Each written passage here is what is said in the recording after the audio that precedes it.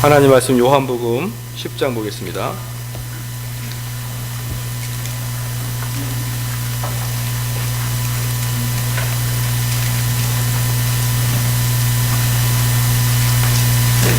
요한복음 10장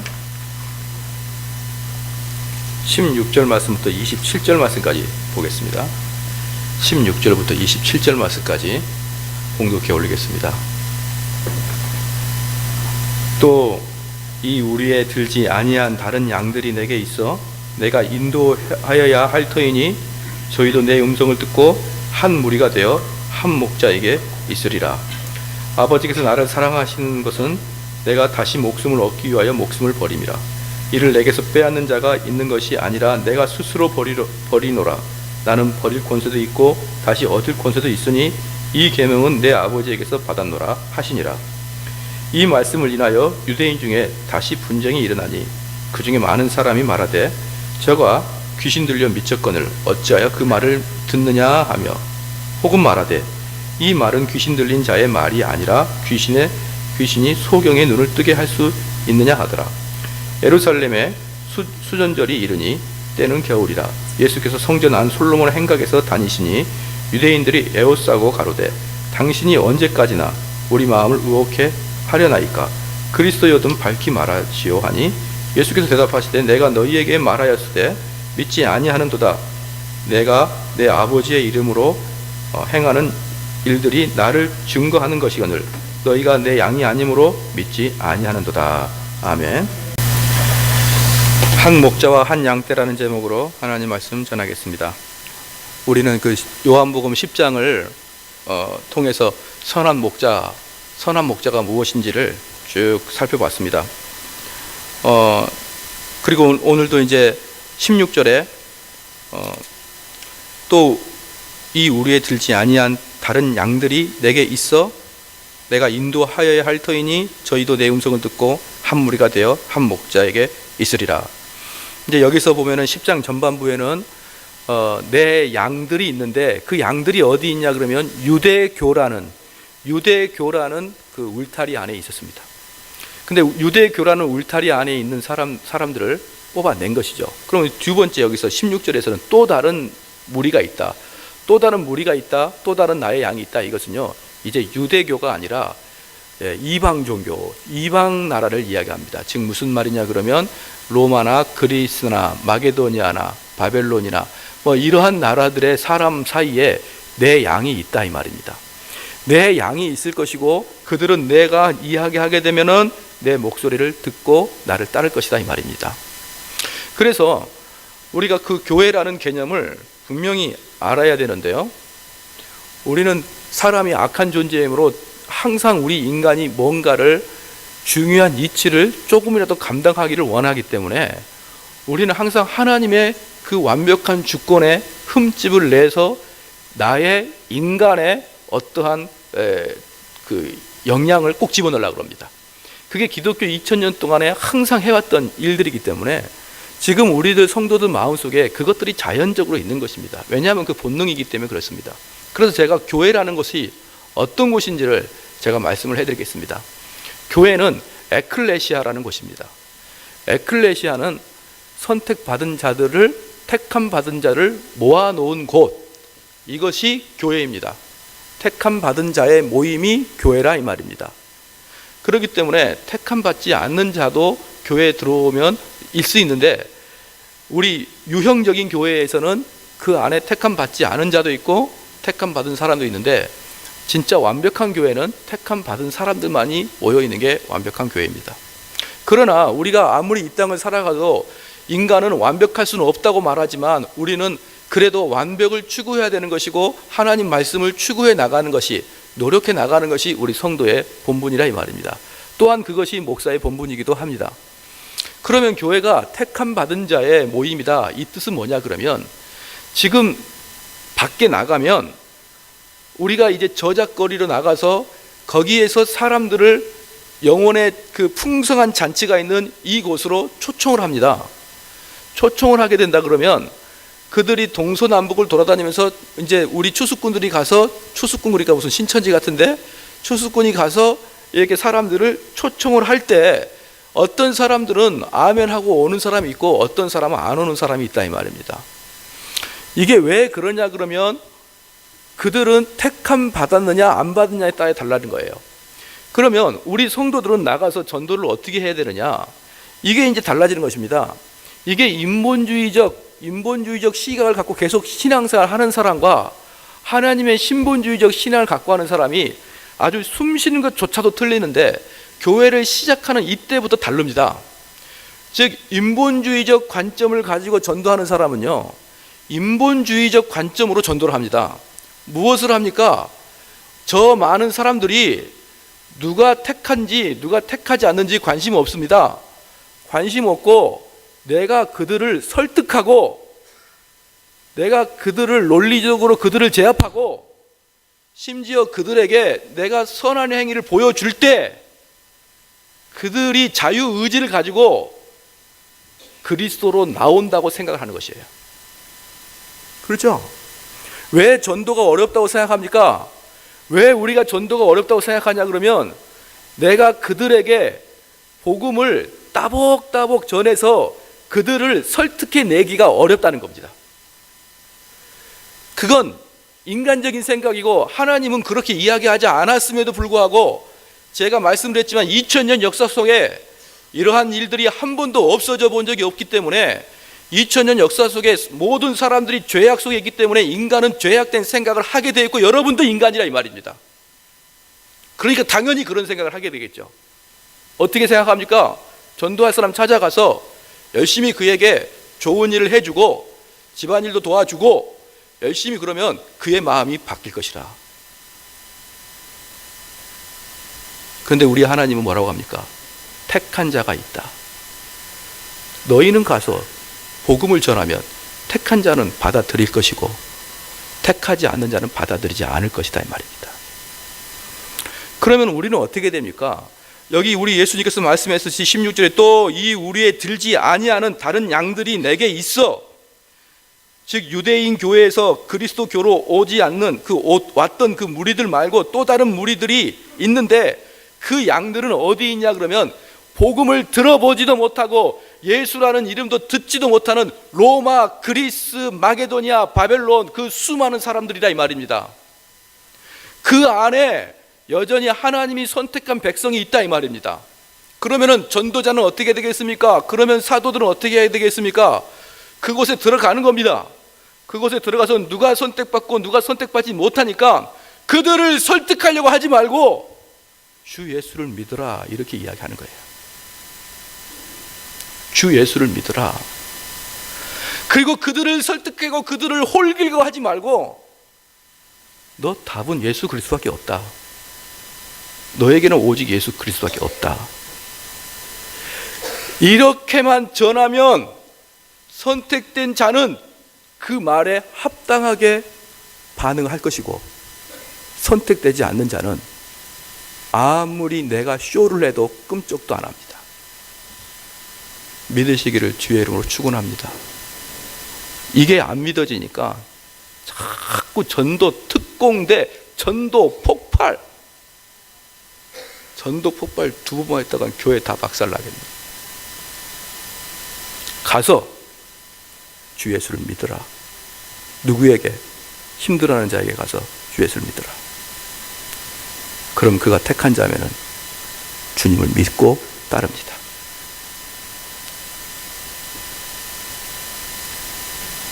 우리 사도 바울이 사도행전 18장에서 아덴에서 성공적인 전도 사역을 못하고 기가 푹 죽어가지고 고린도로 왔습니다. 고린도로 왔는데 고린도에 와서도 보니까 이것들 유대인들이 엄청 또 반대를 합니다. 낙담을 하고 있을 때 사도행전 18장 9절 10절에 우리 주님이 바울에게 나타나셔가지고 하는 말이 두려워하지 말며 잠잠하지 말고 말하라. 내가 너와 함께 있음에 아무 사람도 너를 대적하여 해롭게 할 자가 없을 것이니 이는 거기가 고린도입니다. 이는 이 성중에 내 백성이 많음이라. 하나님의 이야기를 한 번도 듣지 않는 이방 땅에도 하나님의 택한 자들이 많음이라. 그래서 너는 부끄러워하지 말고, 너는 두려워하지 말고 담대히 주 예수를 선포하라. 그럼 거기 택자들은 너를 따를 것이다, 이 말이에요. 전도가 어렵습니까? 쉽습니까? 쉽죠. 그럼 제가 여러분에게 또 묻겠습니다. 그런데 왜 이 일을 하지 않습니까? 도대체 전도가 얼마나 쉬워야 내 입을 열어서 내 주변 사람들에게 예수 그리스도를 전파하겠습니까? 얼마나 더 쉬워야 됩니까? 너희들 설득하려고 하지 말고 너희들 도덕적으로 윤리적으로 너희들 다른 사람이 보기에 선하게 보여서 너희들의 행동을 보고 그들이 마음을 변하게 하려고 하지 말고 오직 전도로, 무슨 말입니까? 도를 입으로 전함으로, 그 미련하는 것으로 사람들에게 복음을 전하는데, 그들이 복음을 거절하는 것은 너희를 거절하는 게 아니라 나 예수를 거절하는 것이라고 우리 주님이 말씀하셨는데, 얼마나 더 이상 전도가 쉬워야 우리는 입을 열어서 복음을 전하겠느냐, 이 말입니다. 지금 한국은 많은 사람이 기독교를 따라가고 있고 기독교에 대한 반대적인 의견을 갖고 있는데, 목사님이 이럴 때 믿지 않는 자를 전도한다는 게 말이 됩니까? 라고 이야기하는 거 바로 당신들의 생각이고, 우리 주님은 전도할 사람이 많다. 내 백성이 삼송리에 많다. 내 백성이 고양시에 많다. 내 백성이 서울에 많다. 믿으십니까? 왜 인간적인 관점으로, 왜 모든 신앙을 인간적인 관점으로 하려고 하십니까? 이미 기독교는 기울었습니다. 누가 그랬습니까? 누가 그랬습니까? 스님이 그랬습니까? 우리 주님이 그렇다고 이야기하지 않았는데 왜 입을 다물고 계십니까? 사람들을 설득하려고 하지 마십시오. 사람들이 누군데? 난 우리 아들 8살짜리도 설득을 못합니다. 죄의 뿌리가 그 속에 깊숙이 있어가지고 아무리 두들겨 패도 안 됩니다. 그런데 말입니다, 우리가 무슨 일인데 성인들을 설득하려고 그럽니까? 우리가 무슨 일에 배울 만큼 배운 사람들을 설득합니까? 그걸 왜 우리가 하려고 그럽니까? 그냥 주 예수를 믿어라. 그러면 주의 백성들은 나를 따르게 될 것이다. 그래서 전도하지 못한 것에 대한 변명은 주님 앞에서 하지 마십시오. 내가 일평생 교회를 다녔는데 내가 지금도 두려워 떨면서 입을 열어서 하나님 말씀을 내 주변 사람들에게 전하지 못하는 것, 어떠한 것도 변명이 될 수가 없습니다. 그래서 이제 이 말씀을 추천하니까 또 하나의 복음의 특징이 뭐냐 그러면, 우리 복음은 너무나 선명합니다. 선택된 자가 있고 선택되지 않은 자가 있습니다. 그죠? 선택된 자가 있고 선택되지 않은 자가 있기 때문에 하나님 말씀이 딱 선포가 되면은 선택된 자는 그 말씀에 환호성을 지르며 그를 따르고, 선택되지 않은 자는 그를 따르겠습니까? 안 따르겠습니까? 시작. 따르지 않을 뿐더러 그를 미워합니다. 예. 그래서 제가 항상 말씀을 드리지 않습니까? 제가 지금 정대호 목사가 말씀 선포를 잘하고 있느냐 안 하고 있느냐는 바로 여러분의 반응에 달려 있습니다. 어떻게 달려 있을까요? 제가 말씀을 딱 선포했는데 1단의 무리들은 너무너무 은혜를 받습니다. 근데 또 1단의 무리들은 너무 화를 냅니다. 그게 말씀이냐? 그럼 어찌 살아라고? 그렇게 드러날 때마다 저는 기쁩니다. 많은 사람이 저를 좋아하거나 많은 사람이 저를 싫어하게 분명하게 물론 많은 사람이 싫어하면 좀 문제가 있는 거죠. 예, 전반적으로 문제가 좀 있는 겁니다. 그런데 좋아하는 사람도 있고 싫어하는 사람도 분명히 나타나면 저는 좋아합니다. 그게 바로 복음이 전달되고 있다는 뜻이거든요. 그런데 복음이 전달됐는데 많은 사람이 좋아하지도 않고 많은 사람이 싫어하지 않고 그냥 덤덤하게 앉아있으면서 우리 성도의 눈이 자꾸 뒤로 까발려지고 있으면서 설교 시간에 자꾸 뒤로 눈이 팀동자로 넘어가면서 앞에 계신 목사님께 미안하니까 자꾸 허벅지랑 꼬집어대면서 내가 참아야 돼 이런 식으로 설교를 제가 계속 전하는 분위기가 된다 그러면요, 저는 하나님 말씀을 전하는 게 아니라 무디고 둔탁한 이상스러운 것을 전하는 것입니다.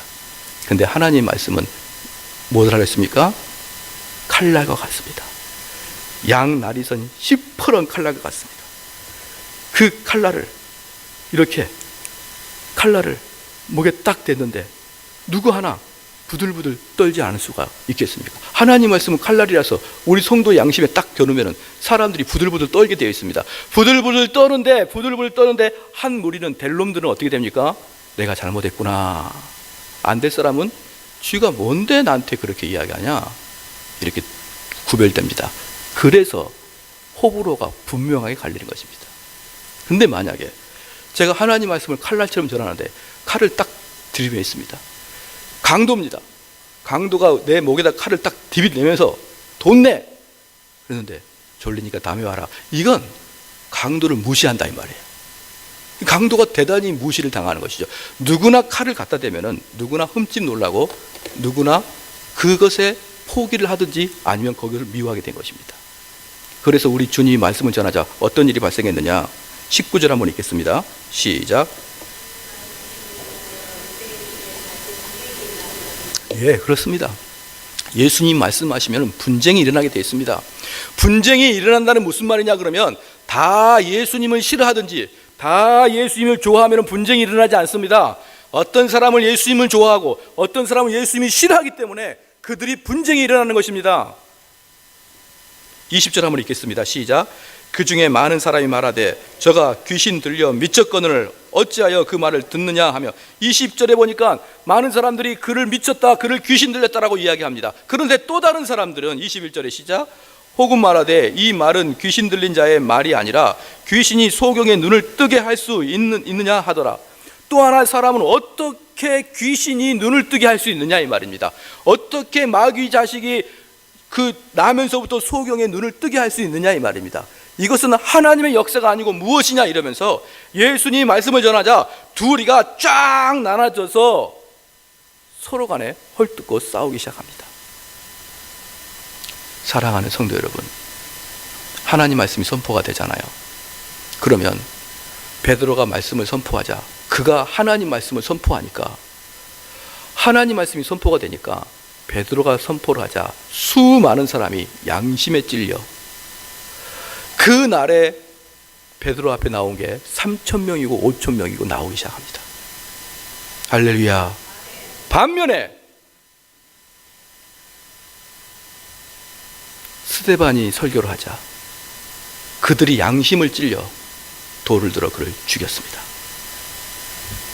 하나님 말씀은 이런 특징을 가지고 있는 것입니다.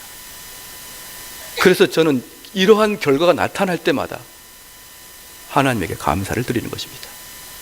성경의 사도행전과 성경의 복음서의 그 일들이 부족하지만 저를 통해서 지금 다시 드러나기 시작하니까 얼마나 제가 감사하겠습니까? 그런데 22절에 예루살렘에 수전절이 이르니 때는 겨울이라. 이제 요한복음이 10장이 어떤 장이냐 그러면요, 예수님의 사역의 공생의 3년이 거의 마감되는 시간입니다.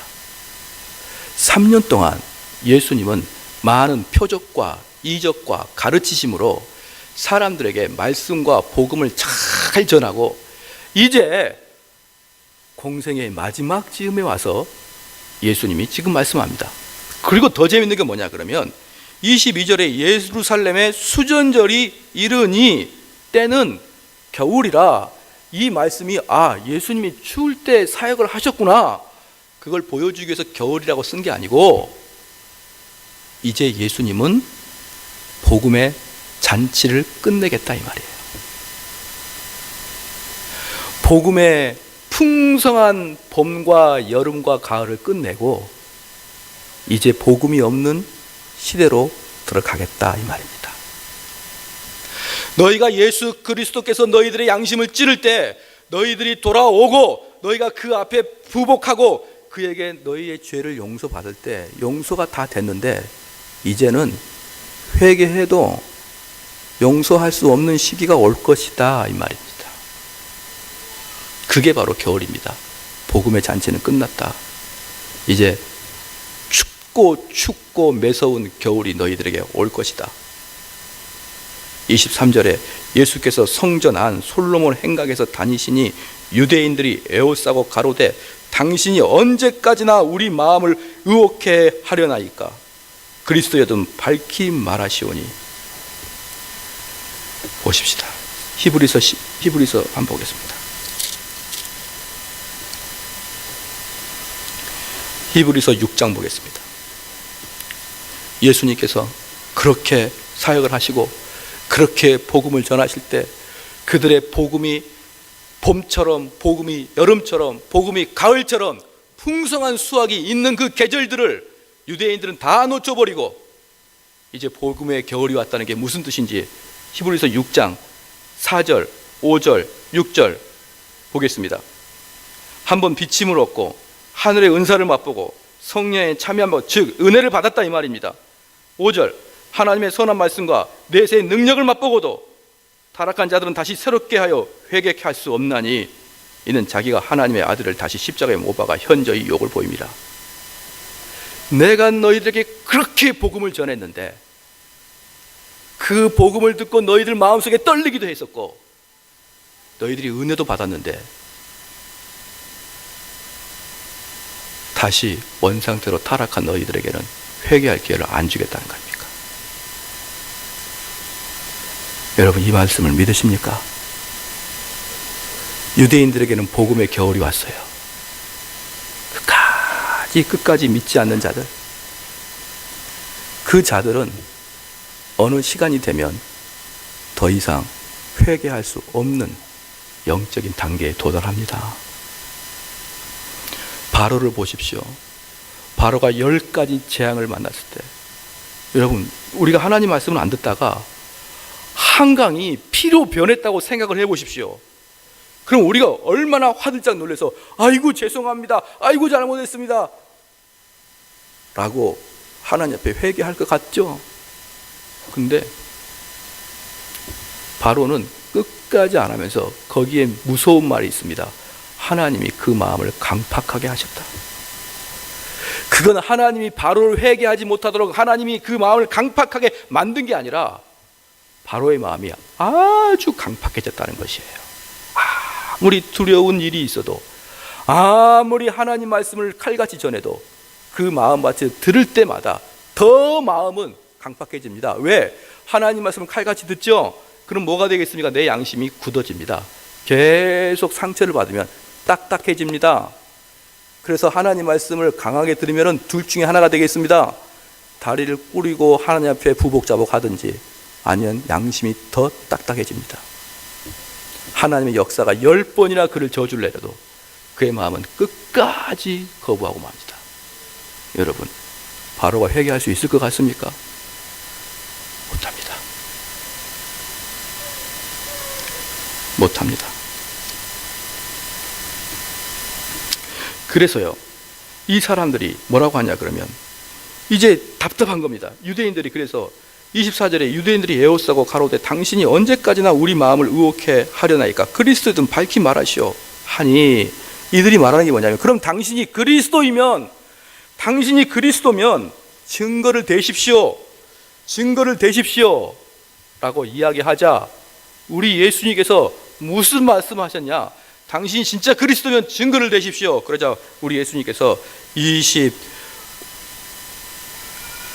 25절에 시작. 예수께서 대답하시되 내가 너희에 말하였을 때 믿지 아니하였나니 내가 내 아버지의 이름으로 행하는 일들을 너를 증거하는 것이거든.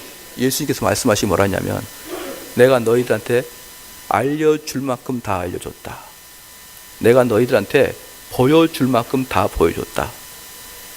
나는 너희들한테 더 이상 보여줄 거 없다.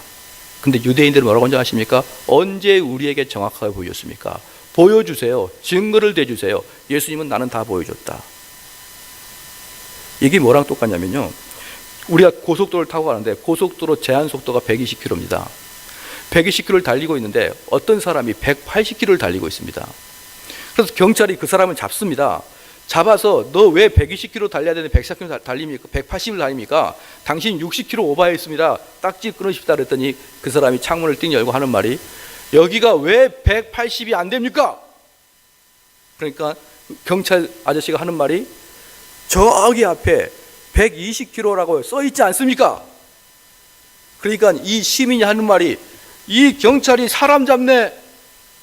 여기가 120km 이상 못 달리게 하려고 그러면 최소한 100m마다 하나씩은 경고등을 설치해야 내가 인식하고 120을 달리지, 아니 무슨 120이 10km에 하나씩 써 있으면 내가 그걸 어떻게 인식합니까?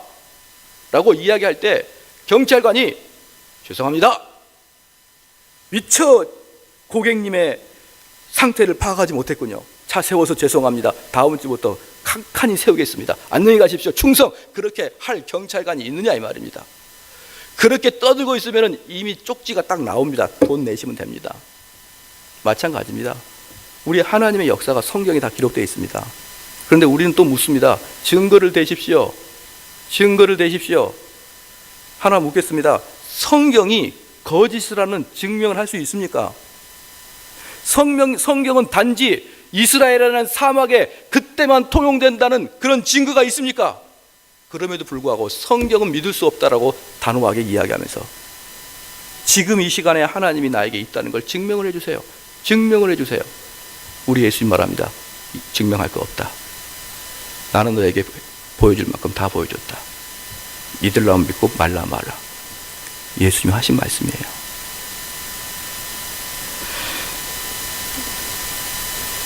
오늘 요한복음 20장 한번 펴보겠습니다.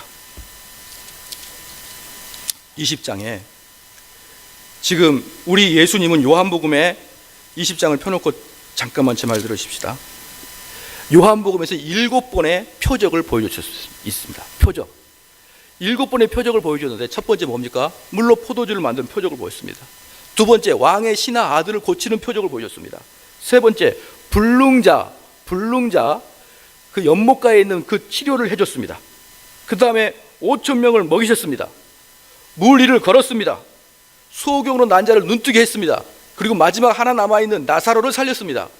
우리 예수님은 7번에 걸쳐서 요한복음에서 기적을 일으켰습니다. 그런데 예수님이 요한복음에서 7번의 기적을 일으켜서 7번을 쓴 게 아니라 요한이 요한복음을 쓸 때 예수님의 수많은 기적 중에 가장 우리에게 구원을 이루는데 문제가 없을 것 7개를 취사 선택해서 7개를 썼습니다. 그렇지만 예수님은 7가지의 기적과 7가지의 이적을 일으킨 게 아니라 수많은 기적과 이적을 일으켰는데 그 중에 7개만 봐도 우리가 구원을 얻는데 아무런 지장이 없기 때문에 요한은 7개를 선별적으로 취사 선택한 것입니다. 요한복음 20장 30절 한번 읽겠습니다. 30절 31절 시작. 예수께서 제자들 앞에서 이 책에 기록되지 아니한 다른 표적도 많이 행하셨으나 오직 이것을 기록함은 너희로 예수께서 하나님의 아들 그리스도이심을 믿게 하려 하며 또 너희로 믿고 그 이름을 힘입어 생명을 얻게 하려 함이니라. 아멘. 우리 예수님은 수많은 기적을 일으켰는데 이 7개만 봐도 너희들은 영원히 구원할 수 있다 이겁니다. 우리는 아무리 많은 기적을 안 봐도 우리 목사님께서 이 7가지의 기적을 어떻게 구원과 연관시키는 것을 우리 성도들한테 전달만 해줘도 여러분이 구원 얻는데 아무런 문제가 없다 이 말입니다. 믿으십니까? 그럼 또다시 어떤 기적을 보여드릴까요? 어떤 기적을 보여야 드디어 우리가 주 앞에 헌신할 수 있겠습니까?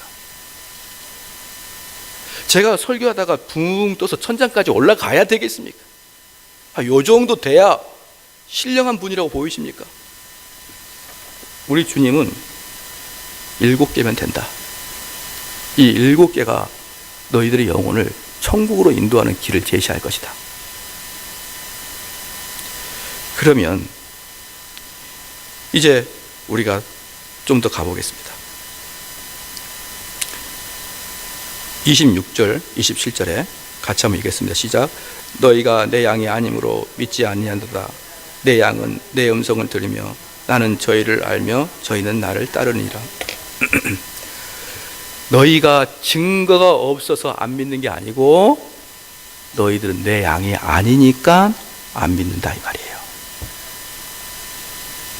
그러니까 믿지 않는 사람이 하나님 살아계신 것 증명해봐 그러면 듣지도 말고 증명을 못한 거에 자책감도 갖지 마십시오. 그들은 하나님의 양이 아닙니다. 증명해서 믿을 수 있는 것은 과학이죠. 어떻게 영적이고 신앙적인 일이 증명이 되겠습니까? 그러면 이제 중요한 게 있습니다. 그러면 누가 양이고 누가 양이지 않느냐, 그걸 제가 결론적으로 말씀을 드리겠습니다. 제가 지금 하나님 말씀을 선포하는데 여전히 이 말씀이 귓가에도 안 들린 사람들 있을 겁니다. 나는 믿을 수 없다, 나는 동의할 수 없다. 그런데 만약에 이렇게 한번 생각해 보십시오. 만약에입니다. 이건 파스칼이 영혼을 건 게임이라고 하는데요, 그 파스칼이 뭐라고 그랬냐 그러면 합리적으로 하나님 믿는 게 좋다. 합리적으로. 왜? 파스칼은 수학자고 철학자니까. 그러면서 했던 말이 뭐냐 그러면, 너가 만약에 하나님을 믿고 죽었는데 천국이 있으면 대박이고, 하나님을 믿고 죽었는데 아무것도 없으면 너희가 이 땅 살아갈 때 속았다. 그런데 그 속은 게 그렇게 크게 속은 건 아니다. 왜? 교회 와서 재밌기도 하잖아요. 밥도 주고, 그죠? 어떤 사람이 그러냐, 교회 가면 밥 나오냐? 밥이 나온다 말이에요. 안 먹고 가서 문제죠. 네, 다 드려요. 떡도 나오고. 그러니까 교회 가면 밥이 나온다, 이렇게 분명히 알고 있어요. 그래서 우리가 교회를 다니지만 여러분들이 쏘갔다 그러면은 쓸데없는 시간과 쓸데없는 헌금을 드린 건 쏘갔습니다. 그런데 밥은 얻어먹으니까 좀 덜 속은 겁니다. 그런데 만약에 그게 파스칼의 내기입니다. 영혼을 건 내기. 근데 너가 만약에 하나님이 없다, 그리고 교회를 안 다녔고 하나님을 모시지 않았는데 딱 죽어서 지옥이 있으면 어떡할 거냐. 그러니까 파스칼이 이야기하길 신앙을 갖는 것이 합리적이다라고 이야기를 했습니다. 저도 똑같은 이야기를 하겠습니다. 만약에 제 설교가 여러분 귓가에 왱왱거리고 저건 내가 지금까지 들었던 설교랑 좀 질이 틀려 라고 했을 때, 만약에 제 설교가 진짜 하나님 말씀이면 어떻게 하겠습니까? 예? 이 설교가 정말 요한복음에서 말하고자 하는 그 예수님 말씀인지 어떻게 합니까?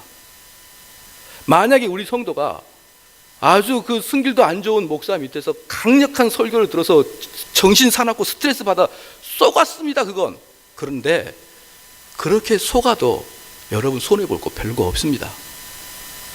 그러나 만약에 이게 진짜 하나님 말씀인데 저렇게 맨날 때를 부시고 맨날 째고 찌르고 이러면은 내가 어떻게 사노 그랬다가 마지막에 하나님 심판돼서 그게 옳다라고 말하면 어떻게 하시겠습니까?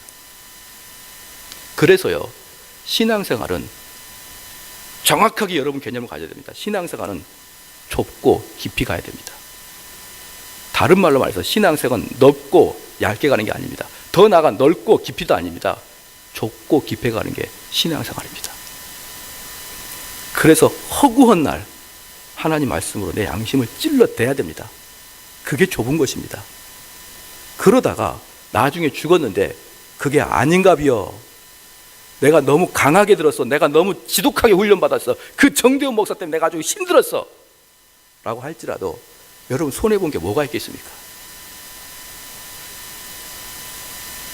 그런데 여기서 보니까 왜 그들이 내 말소리를 안 듣냐면 내 양이 아니기 때문에 목소리를 듣는다는 것입니다. 그러면 이제 묻겠습니다. 하나님 말씀을 이렇게 전하는데 여러분 귀에 이게 잘 들리고 은혜가 되느냐 이 말입니다. 맞다, 내가 틀렸다, 내가 지금까지 틀리게 생각했다, 그렇게 되느냐? 아니면 또 저러시네, 또 그렇게 자꾸 화가 납니까?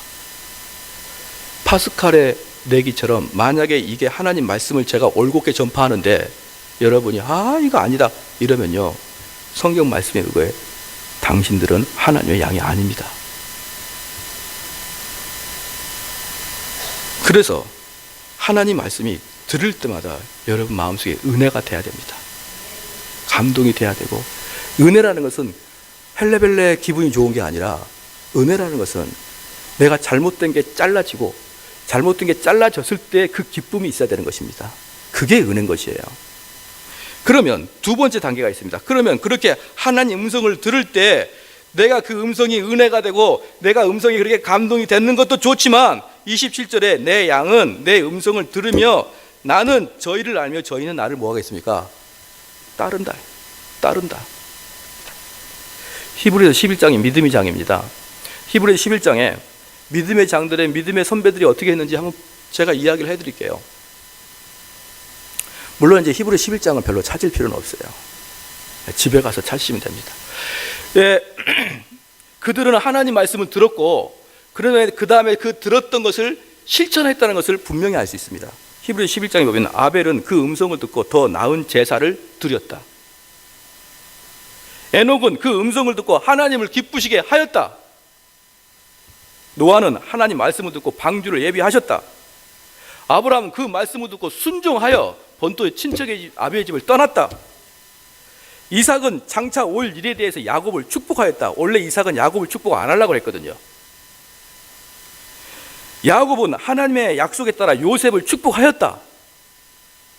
요셉은 자기 뼈에 대해서 명령을 내렸다. 왜? 내가 다음에 가나안 땅으로 들어갈 때 내 뼈를 가지고 달라.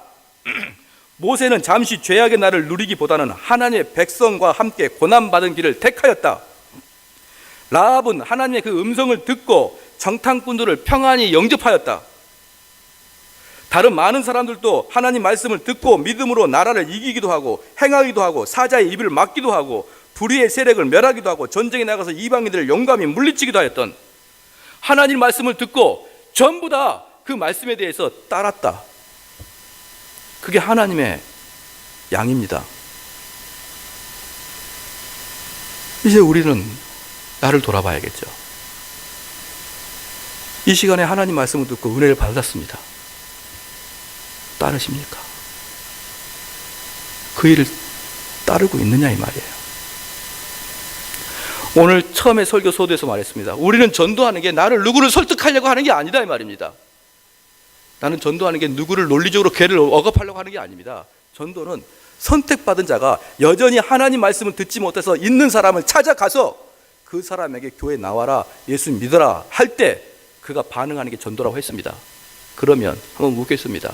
그 전도 이제 하시겠습니까? 왜 앞에 힘없는 몇몇만 아멘하고 힘있어 보이는 대다수는 째려보십니까?